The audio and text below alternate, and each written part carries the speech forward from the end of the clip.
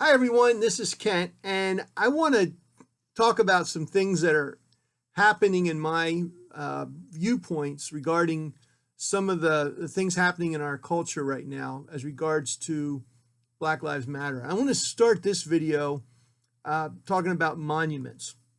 I am a history lover. I enjoy history. My wife and kids will tell you that they hate going to museums with me because I will spend hours just reading displays and trying to understand what I'm reading. Um, and so when I heard about the monuments being taken down a couple years ago, I was instantly turned off by it.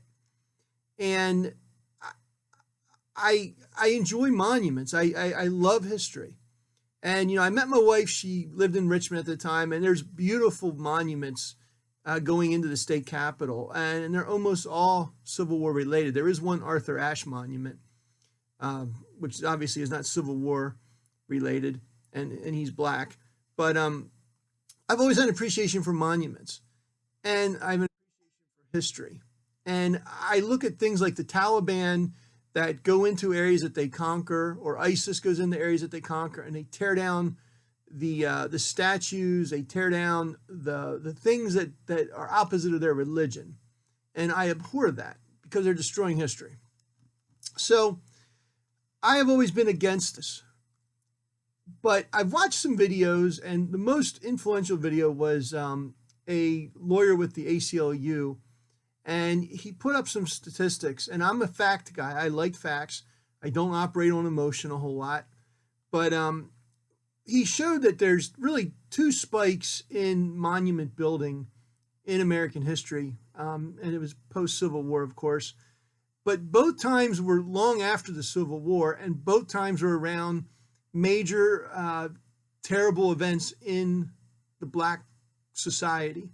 Well, the one was. The other one was around the civil rights movement, where it looks like people in the South, states or individuals, were really trying to kind of give America the middle finger after something either terrible to blacks happened or some victory that blacks might have received through civil rights legislation.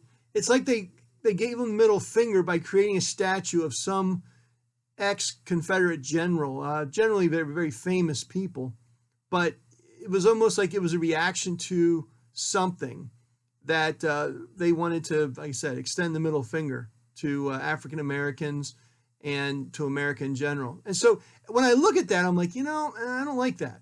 If they were putting these up, not long after the Civil War, and it was all about their Southern heritage, their admiration for a guy, and it was sort of a organic type of thing, I would be, in generally, I would say let's keep those statues. But this doesn't seem to be the case for most of them.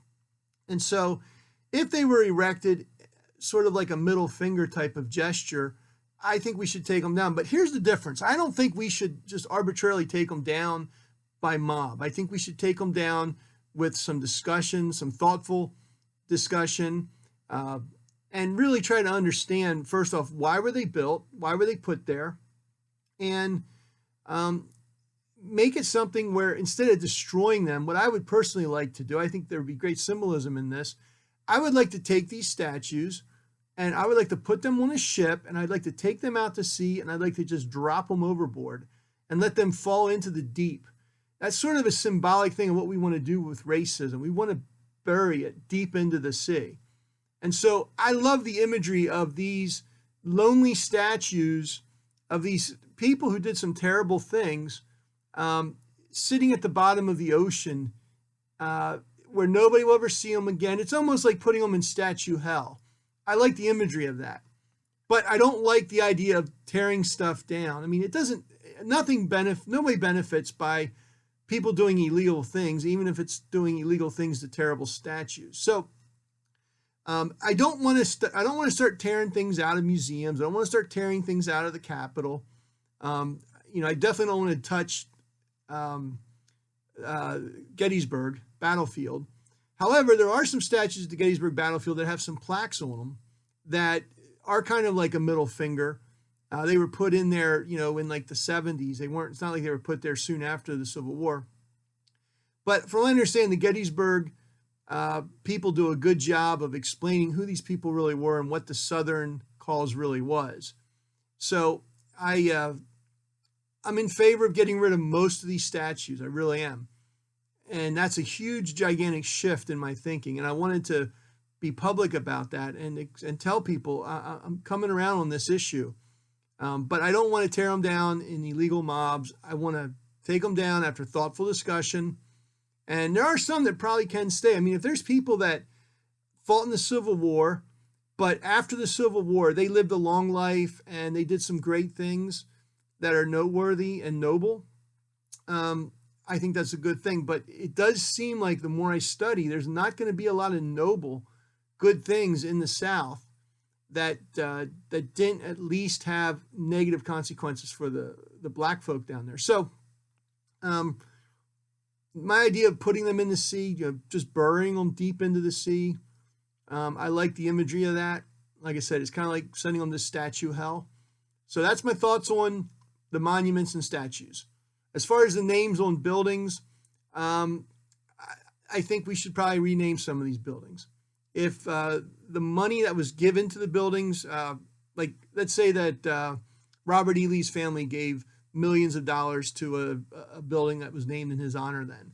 I don't think we should change the name unless they're willing to give back the money.